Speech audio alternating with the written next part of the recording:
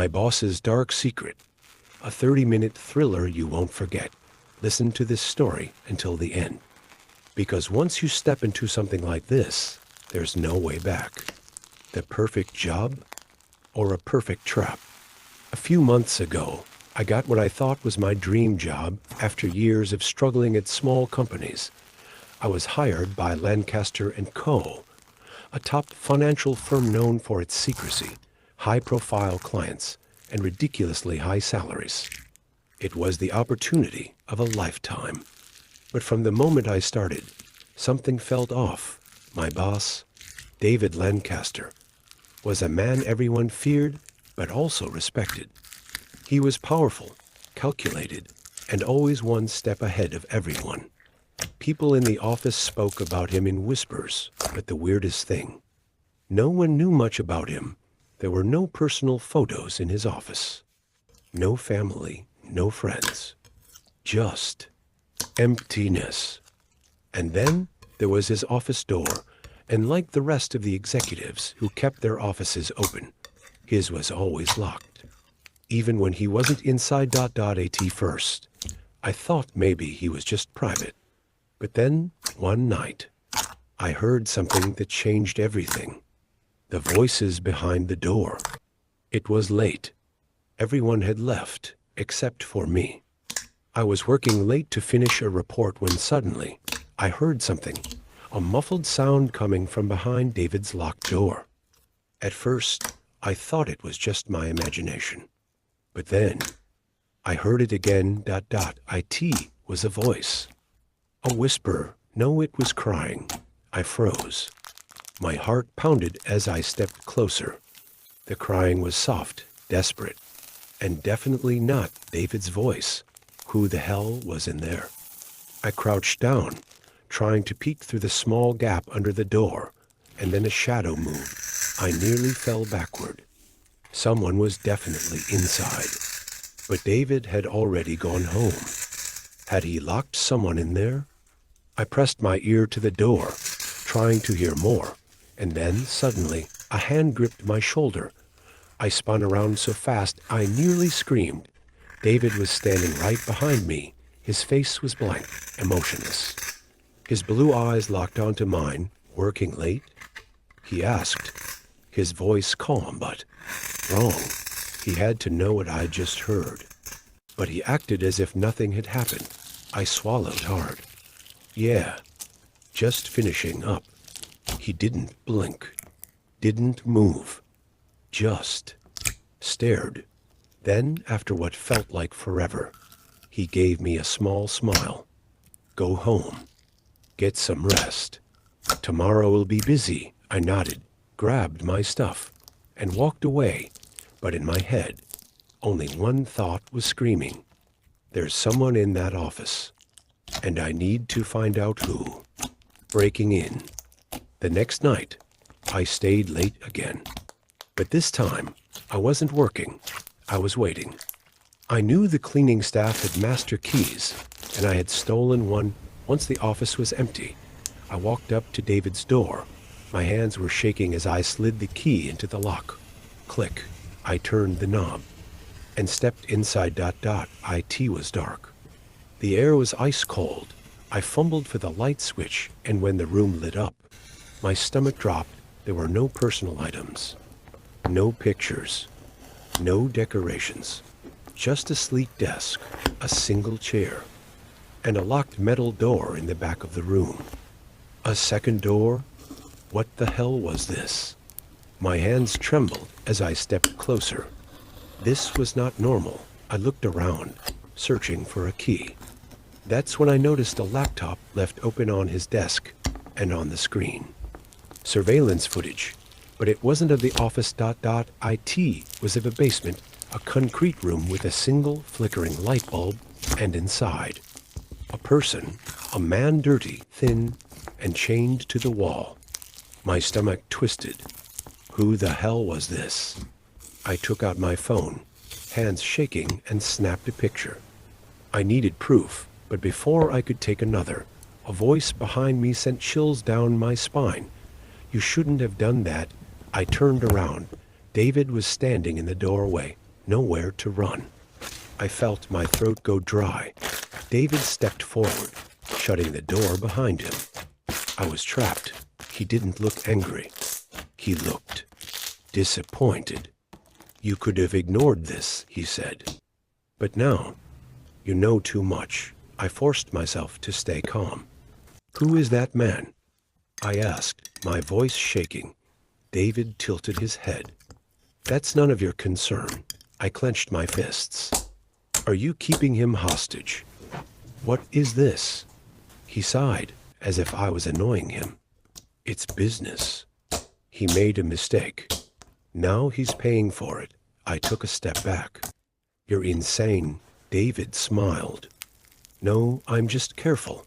Then he pulled something from his pocket, a syringe. And that's when I knew if I didn't act now, I wasn't making it out of that room, the escape. Instinct kicked in. I grabbed the closest thing, a heavy paperweight, and hurled it at him. It hit his arm, and the syringe clattered to the floor. I bolted for the door, fumbling with the lock. Yanking it open, David lunged, but I dodged him, sprinting down the hallway. The office was empty. I had one chance. I ran to my car, threw it into gear, and sped off. My hands were shaking as I reached my apartment. I locked the doors, sat on the floor, tried to breathe. What the hell had I just witnessed? And what the hell was I supposed to do now? What would you do? I still have the photo. I still have proof. But here's the thing. I never called the police. Why? Because the next morning, I got a text from a blocked number. It was a photo of me taken the night before. Running to my car, and the message said, "You saw nothing. You say nothing. Or you'll be next. So I have to ask you, what would you do? Would you go to the police? Would you run? Or would you pretend it never happened?" Second incident. The intern who knew too much. Listen to this story until the end, because once you know the truth, there's no escape. The perfect intern. When Lena Carter joined our company as an intern, everyone noticed her. She was brilliant, hardworking, and ambitious, the kind of person who could climb the corporate ladder in no time. But there was one problem. She asked too many questions. At first, it seemed like curiosity. She wanted to understand how things worked, how the company made money, and what happened behind closed doors. But after a while, it became clear she wasn't just an intern. She was investigating something. And then, one day, she disappeared. And a warning. No goodbye. Just gone. The next morning, we all got a short email from her account. "Dear team, I have decided to pursue another opportunity. Thank you for everything." But something was off. Lena loved this job. She wouldn't have just left, and the biggest red flag. She left all her stuff behind. Her coffee cup was still on her desk. Her jacket was still on her chair. Her company ID was still in her drawer, which meant one thing. She never left the building. The man everyone fears. If anyone knew what happened, it was Mr. Sterling, our CEO. The man no one dared to cross. He was the definition of power. And no one spoke unless he allowed it. No one questioned him. And most importantly, no one ever said no to him. Some people whispered that he had connections in high places. Others claimed he had destroyed careers just because he could. I never paid attention to the rumors until now, because Lena was last seen in his office. And now she was gone.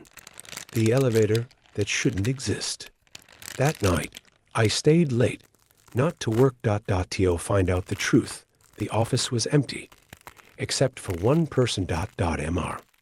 Sterling, his office light was still on, but I saw something even stranger. The elevator was moving, but not up, down. Here's the thing, our office was on the top floor. There were no basement levels, or at least, that's what we were told. I watched as the elevator panel showed a button I had never seen before. B1, a basement. a hidden floor. I waited until the elevator came back up, snuck inside, and hit B1. The doors closed, and as the elevator started moving, I knew I was about to regret this. The underground secret. The doors slid open, revealing a dark hallway, cold, silent. The walls were gray concrete. Fluorescent lights flickered above, buzzing faintly, and then I saw them. Metal doors, 5 in total, each with a small glass window. I moved to the first door and peered inside, empty. The second, same thing, but the third door. There was someone inside, a woman, messy hair, hollow eyes, weak, fragile. She sat on the floor, hugging her knees. Then she looked up. My heart stopped. It was Lena. She was alive. But barely. I grabbed the door handle. Locked. Lena, I whispered. It's me. She flinched. Then she shook her head violently, mouthing one word. Run. Before I could react, a deep voice echoed down the hall. I was wondering when you'd figure it out. I spun around. Mr. Sterling. No way out. Sterling stood at the end of the hallway, hands in his pockets. His face was calm. Too calm. You just had to keep digging, didn't you? He said. I swallowed hard. What is this place? He sighed. It's simple. Lena was asking the wrong questions. And you? You're about to do the same. I clenched my fists. Let her go, he chuckled. Oh, you still think you have a say in this? I took a step back. People will notice she's gone. His eyes darkened. No, they won't. Then he pulled something from his pocket, a syringe, and that's when I knew if I didn't act now, I wasn't leaving. The escape. Instinct kicked in. I grabbed the closest thing, a fire extinguisher, and swung it at him. It hit his arm, and the syringe clattered to the floor. I bolted for the elevator, slamming the button. Come on. Come on. Footsteps pounded behind me. Sterling lunged. But the doors slid open just in time. I dove inside, hitting every button I could. The doors shut. The last thing I saw was Sterling's cold, furious eyes. The aftermath. When I got home, I locked my doors and tried to process what happened. But then my phone buzzed, a text from a blocked number. You saw nothing. You say nothing. Or you'll be next. The next morning, I checked the company directory. Lena's name was gone. There was no record of her. No mention of her. She had never existed. And now? Neither did I. What would you do? I still have the photo I took of Lena in that room. I still have the proof. But here's the thing. I never called the police. Why? Because I know they won't believe me. And even if they do, who do you think has more power? Me or a billionaire CEO? So now I have to ask you, what would you do? Would you go to the police? Would you run? Or would you pretend this never happened? Let me know in the comments. And don't forget to subscribe. Because next time, it might be your boss who's hiding the darkest secrets.